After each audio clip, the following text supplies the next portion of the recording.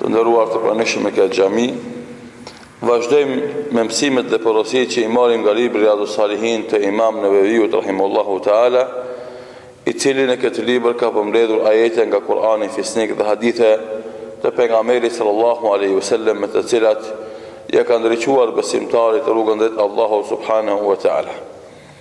Sot fillojmë me një kapitull të ri, kapitullin e 14 që e ka sjellë Imam Neviu rahimahullahu taala në këtë libër me titull El-Iqtisadu fi t-Ta'a, maturia në ibadete.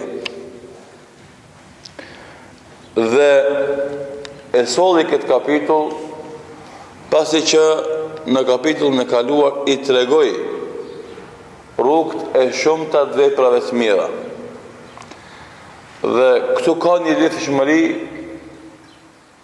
të rëndësishme, se kur ja sqaron njeriu shumë llojet e veprave të mira, dikush do të mundohet të bën të gjitha e të ngarkon vetveten ma shumë se sa që ka mundësi me bajt.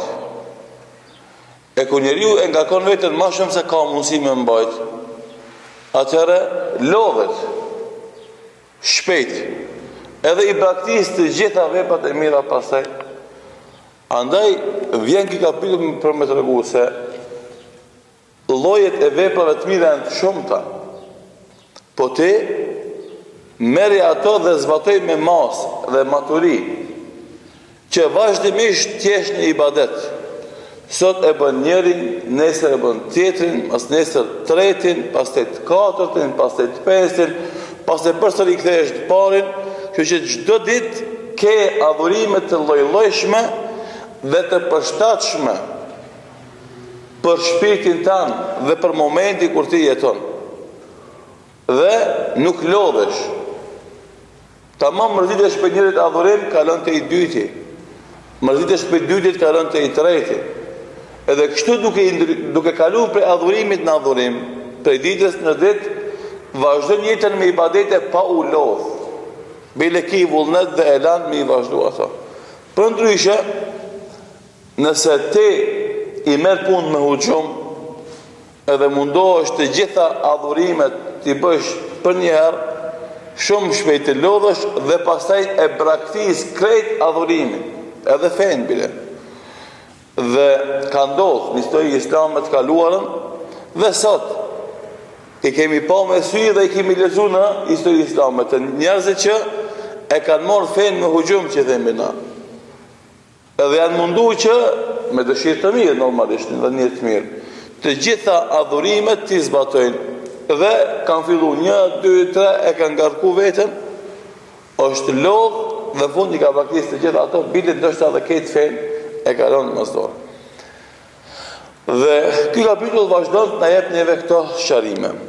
Andaj t'jesh i matur në zbatimin e ibadeteve është një metodë pejgamberike që e largon për njeriu mërzin dhe ja leton shpirtin e njeriu zbatimin e adhurimeve.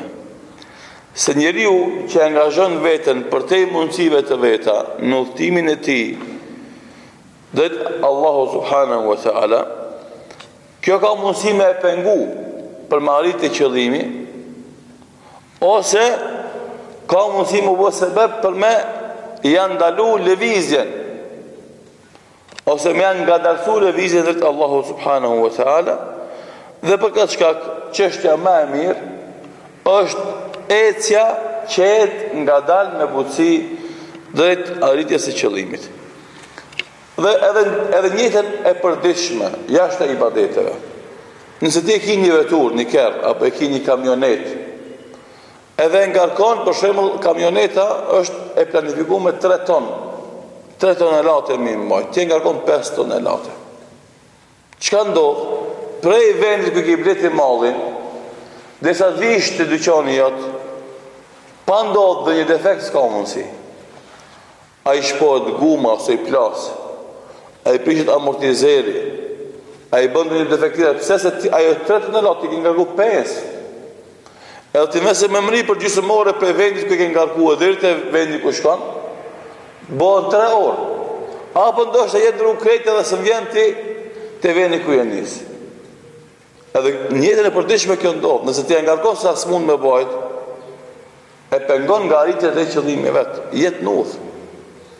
Dhe këtë pejgamberi sallallahu alaihi wasallam na ka treguar një hadith simbolik që sigurisht do ta përmendim dikon, por e ka përmend me duke thonë el mumbet la ardan qata'a wala dhahran abqa. Mumbet është deve që nxiton shpejt.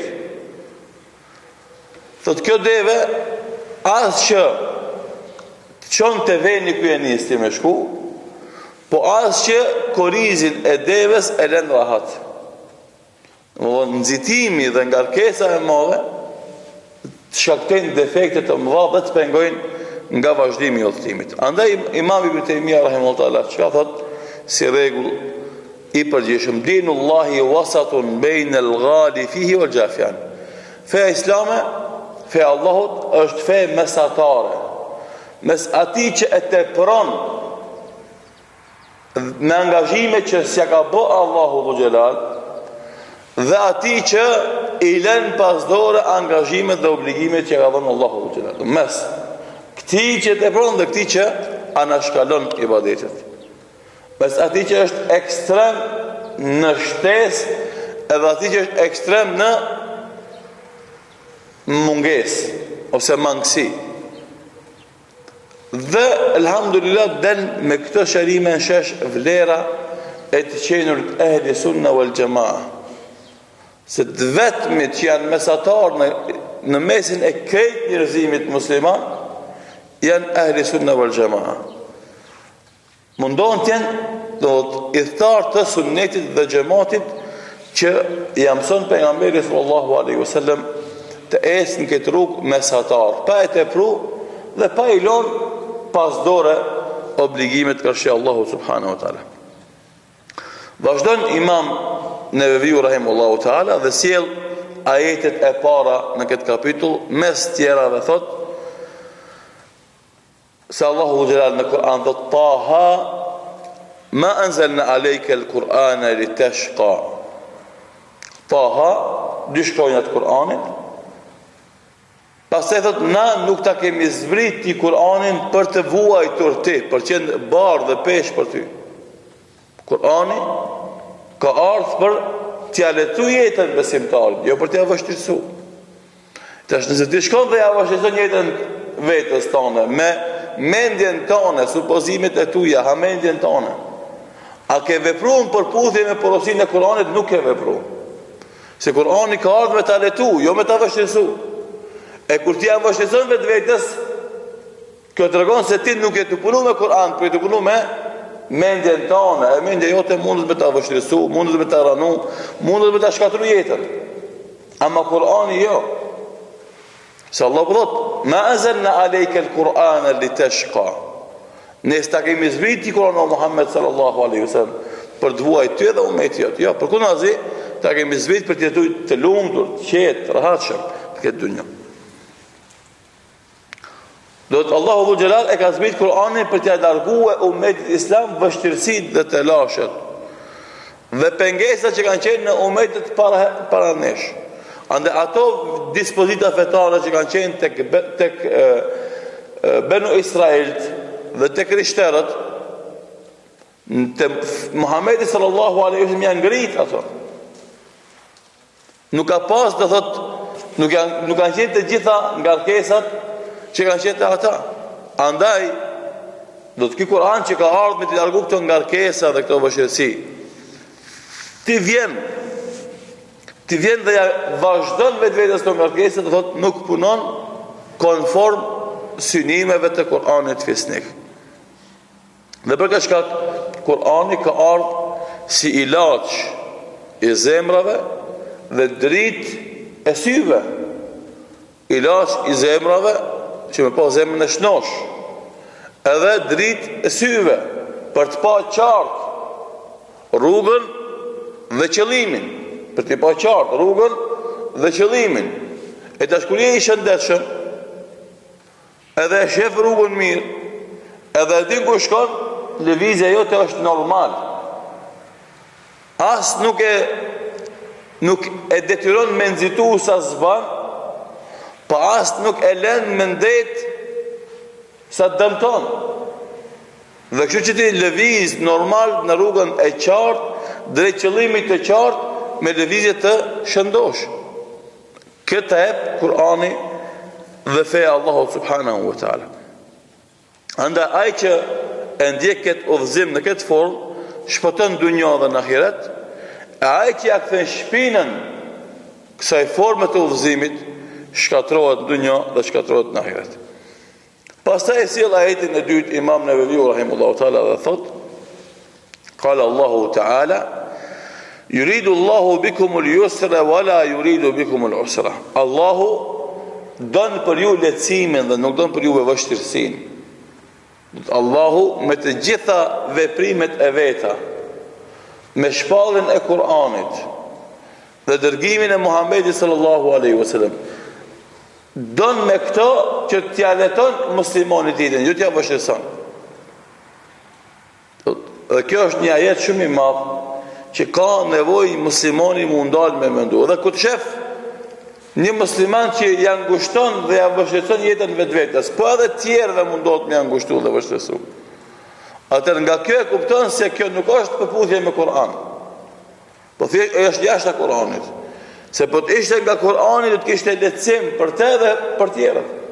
Ama nëse ai po mundohet me vështirësu, atëherë kjo tregon se nuk është nga Kur'ani dhe nuk është nga feja. Pra Allahu dhul Jalal nuk e ngarkon muslimanin sa s'mundet me bajt, dhe nuk e llogarit për atë që s'mundet me bë. Rregull. Nuk e ngarkon Allahu njeriu sa s'mundet me bajt. E para, e dyta, nuk e llogarit për atë që s'mundet me bë. Një obligim fetar. S'mundesh me bë, nuk llogarit Allahu dhul Jalal. Për shembull agjerimin. Je i smur, nuk e agjeron, nuk të llogarit Allahu pse s'mund të më agjeru, pse s'agjerove, se s'mundesh. Haxhi, s'pate mundësi me shku, shembull pare ki, shëndet ki, me për rruga është e mbyllt, s'ki ka shkon, nuk shkove, s'ta llogarit Allahu dhul Jalal pse s'shkove. Zeqatin, shëndet kije, mirë po pasuri s'kije, zva zeqat, s'ta llogarit Allahu pse zva s'kije. Andaj nuk llogarit Allahu për atë që s'mundesh me bë. Po dhe nuk ngarkon me gjëra që s'mundesh me bë. Çdo urdhën fetar është i mundshëm të bëhet. Për shembull, andaj me këtë i japin përgjigje atyre që mundohen të akuzojnë muslimanët se janë ekstremista. Do të cilë musliman atë që falë namazin, largohet nga harami, atë vajzë që vendon shamin mbi kokë, e llogarit ekstremist. Kjo nuk është ekstremizëm, por kjo është mesataria e fesë. Ekstremizëm është kur unë të mundohem të bëj gjëra ma shumë se sa më ka urdhënu Allahu. Atëherë është ekstremizëm. Ama përderisa jam duke tentuar të zbatoj atë që më ka urdhënu Allahu, kjo nuk është ekstremizëm. Pse se këtë ka mundësi me bo çdo njeri dhe është vërtetu për shembull sa e sa jo musliman deri dje kanë qenë, në momentin që kanë thënë shahadetin, i kanë zbatuar të gjitha urdhrat e Islamit pa i ardhur vështirë asnjë urdhër për urdhrat e Islamit. Dhe ky është argument praktik se po të ishin urdhrat e Islamit të pamundshme të realizohen, edhe do thënim se na muslimanët që jemi edukuar në Islam, nga baba, nga gjyshi, nga familja, dhe sot e kemi letë të zbatojmë, pashtu e të pyetja atë, si ka mundësi me kon letë për atë jo muslimane që familje s'ka asnjë musliman, as babën, as nonën, as gjyshin, as akraba. Deri dje ka qenë familje krejtësisht jo muslimane. Sot është bërë musliman edhe ai fillon fal namazin, agjiron Ramazanin, si të ka pasur jep zeqatin, bile insiston me të madhe me krye dhe haxhin. Përderisa ky jo musliman që deri dje ishte jo musliman, sot që u bë musliman, pas ka mundësi me realizu këtë ibadet, është argument praktik se rregullat e Islamit janë të mundshme Edhe se si njeri ka mundësi me i realizota. Se Allahu nuk e ngarkon as njeri për te mundësive të veta. Ngarkesat islame janë konform mundësive që kemi na. Edhe rregulli tjetër do të po e përsërisim për ta potencu se Allahu nuk llogarit për gjëra që s'mundesh me bë. Ka obligime të mëdha në Islam. Mirë po kufizohesh, s'mundesh me bë, Allahu nuk llogarit për të. Andaj e ka dërguar Allahu xhallahu pejgamberi sallallahu alaihi wasallam me fen më të mirë, më të përsosur, më të plot. Fen do thotë besim drejtë dhe tolerante në kuptimin e raportit tanë me Allahun xhalal dhe në kuptimin e raporteve tuaja me shoqërinë. Do të vepron edhe urdhëron konform mundësive. Dhe njerëzve tjerë nuk va detyron, po va ofron, va sqaron, va tregon, e marrin, fitojnë, e refuzojnë, humbin. Nuk e kiti borx ti detyrosh ata në fe. Lesta alehim bimosajtir, i dhëtë Allahu gjallë Muhammedit sallallahu alaihi wasallam, ti nuk mundesh të dominash mendje dhe zemrat e tyre dhe të shtish me zor ata të bëhen musliman. Nuk ka mundësi. Ajo që është o ma alejke illa al-balagh. Ajo që është t'ja kumtosh, t'ja tregosh, t'ja sqarosh. E pranoj elhamdulillah për ty dhe për atë. Se pranoj elhamdulillah për ty, vaj fati, vaj për te. Dhe kjo është ajo që do ta kemi parasysh në marrjen e Islamit dhe në prezantimin e Islamit. Dhe nëse kështu na veprojmë, atëherë padyshim që do të jemi motivues për ka e mira, shembull për ka e mira dhe lehtësues të muslimanët kur ata e keq kuptojnë një mesele. Kjo është. Tjetra gjë në lidhje me fillimin e kapitullit është sikur se e përfundoi Imam Neveviu me hadithin e fundit, debat borç çdo musliman e ka me dhon sadaka. Nëse s'ka mundësi, le të shkon le të punon, le të bën dobi vetes dhe tjerëve. Po s'ka mundësi, le të ndihmon dikujt fizikisht. Po s'ka mundësi, le të urdhon ka e mira. Po s'ka mundësi, le të ndal veten për të keqës. On për të keqës që mund t'ia vën njerëzve. Keni dialog mes pejgamberit sallallahu alaihi wasallam dhe sahabeve që tregon etapizimin domthonë. Feja s'ka ardhur me ta vështirësu. Se ta përmendin një ofertë deri te oferta më e lehtë. Që ti më nal veten tonë për të keqës, që mundesh me apo njerëzve. Kush mundet me bëu këtë gjë? Hajde të parën, hajde të dytën, ama këtë me nal veten tonë për të keqës njerëzve? Nëse edhe këtë mundesh me bëu atëherë për me tregu se Islamit urdhon me atë që mundesh me bë. Edhe tregon se Islami s'ka ardhur me ta ngushtuar të jetën. Por ka ardhur me ta letu, me ta zgjeru, me pas domethënë rahati dhe të mira në këtë dunjë dhe normalisht pastaj me fitu xhenetin inshallah taala. Dhe lidhet domthon ai hadithi i fundit me këtë kapitull që ka sjell Imam Neveviu rahimullahu taala. Dhe kur të analizojmë domthon këtë kapitull dhe fillimin e saj, do të shohim se rregullat islame që janë për shembull për tyre at-taklifu bihasabi al-wus, njeriu obligohet me atë sa ka mundësi, edhe se Allahu dhul xhelal nuk kërkon llogari për atyve që nuk kanë mundësi me realizu adhurimet e veta, dërshesh do thot universaliteti i Islamit, edhe do thot se kjo fe ka të bën do thot me në përputhje me natyrshmërinë e njeriu. Nuk kërkon për njeriu të më bëjë më shumë se ç'është. është. Më në nuk kërkon për njeriu të më bëjë më shumë se sa është. Ajo që je ti, ajo që të ka kriju ti Allahu dhul xhelal, në qatë vazhdo ti vetëm, mos lejo që ajo natyrë e pastër të cilën ka krijuar Allahu të deformohet, të degenerohet, të prishet. Se Allahu e ka krijuar njeriu në fitrat, në natyrën e pastër. Dhe ai fitrat, nëse zhvillohet ashtu si duhet, ai vetë ka më ardhur dhe besimi i Allahut dhe nënshtrimi i ligjit të Allahut. Mirë, por nëse deformohet për adeteve, zakoneve të njerëzve, atëherë ai largohet prej besimit në Allah dhe ligjeve të Zotit. Dhe për këtë shkak Allahu Dhul ka dërguar pejgamber dhe normalisht pastaj ka dërguar edhe shpallje për m'ia treguar se kjo është vija, këtë vijë duhesh me ecë dhe kjo vijë nuk është e rëndë për ty. Pse? Se në këtë vijë kur disti. E keni pa për shembull kanë herë na ndodh shpesh në jetën e përditshme. E ki domethënë një burr, një shtraf, që themi na. Ka çavit, në vit. Edhe atë shtrafin don ti me dhënë në vendin e vet. Po e vendove shtremt. Ti u mundove me mshel, po nuk shkon deri në fund, se s'është nullën e vet. Çka do të më votut me nxjerr edhe një herë, pastaj më sigurisht që ke vendu mirë dhe pastaj shkon lehtë. Edhe shkon lehtë edhe mshelet mirë. Kur është nullën e vet. Kështu edhe njeriu, kur është nullë Zotit, edhe shkon lehtë, edhe shkon marr, edhe shkon mirë.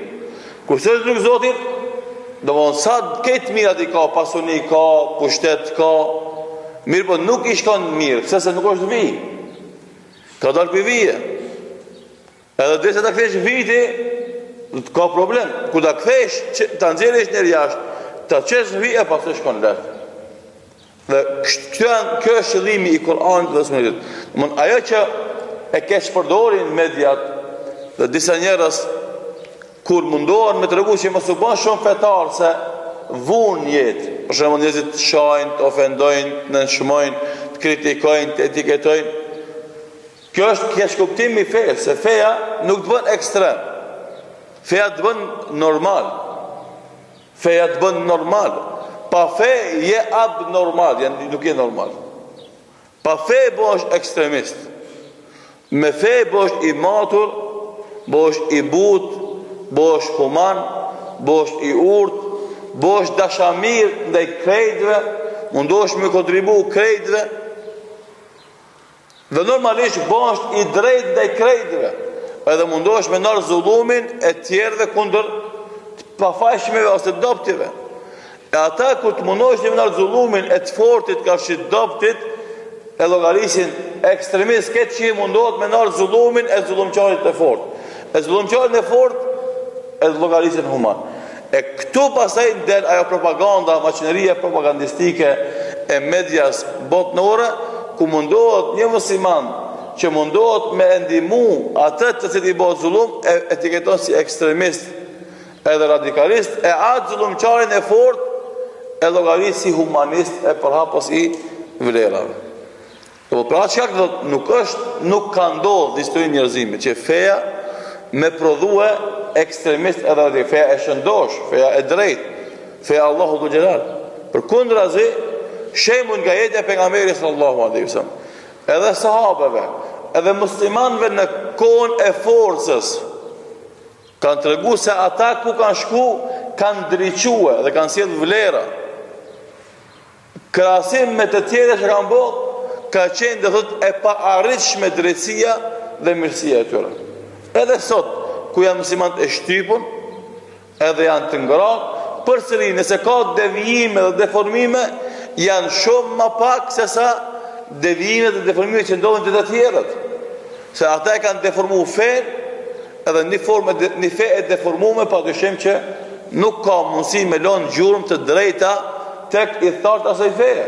Kurse Islami e ka mbrojtur Allahu Xhelal nga deformimi, edhe ajo nëse arrin që të deporton të mendja dhe zemra e njeriu, sigurisht se ajo fe ka më dhënë frytet e veta të mira dhe pozitive, dhe për atë shkak na nuk duhet mundi me kompleks të inferioritetit, por duhet mundi krenar me këtë fe dhe me plot gojë themi unë jam musliman dhe këto janë rregullat e fesë teme.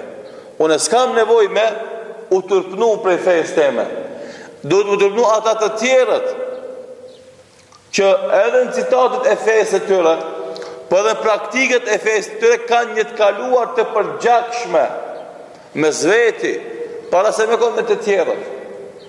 Të musliman, historia islame je për plot shembuj të pastërtisë në aspektin e humanizmit edhe të mirave që sjell njerëzimit. Pra, Islami na mëson të jemi të matun dhe mesatar edhe në ibadete. Pse?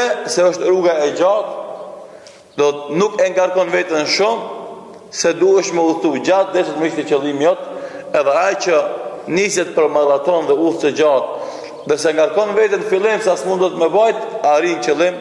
Ai që nxiton edhe ngarkon veten sa s'mundet pikpyetje se arrin të qëllimi, një pjesë e madhe e tyre braktisin rrugën krejt, të menu se fajt i ka rruga, a fajt i ka rruga i ki fajt ti, që e ngarkue sa s'mundesh më bajt. Se rruga shështu ka pengesa, ka vështësi, ka nga, do më thonë, sfida, ka, do thotë, ballafaqohesh me gjërat të frikshme, që është natyra e rrugës. Ama ti je ngarku sa s'mundesh më bajt, të menu se je i fort, edhe kjo ndodh zakonisht me njerëzit pa përvojë. Shembull ti nisë në rrugë thjesht dal. Me bën një udhtim për qef, me udhtu për shembull një 5 kilometra pa 10. Edhe ai që është fillestar, edhe si kupton gjëra të mirë, e ka marrë një torb të madhe, e ka ngarkuar me shumë gjëra të menu se te ai si me ecë 5 minuta, si me ecë 5 saat njësoj është. Nga mungesa e diturisë. Edhe pse thotë se udha është e gjatë me pas me veti shumë, ti dush me pas shumë zele me veti, pa mund është me i majt. Edhe çka ndodh me te, masnaj rrugës, tu i fuk sende, tu i hudh ka një send, dhe sa në fund si jetë kur gjohë me veti. Nëse do me vazhdu, ose nalë thot unë lodha ju vazhdojnë, unë po nalë që të me pushu.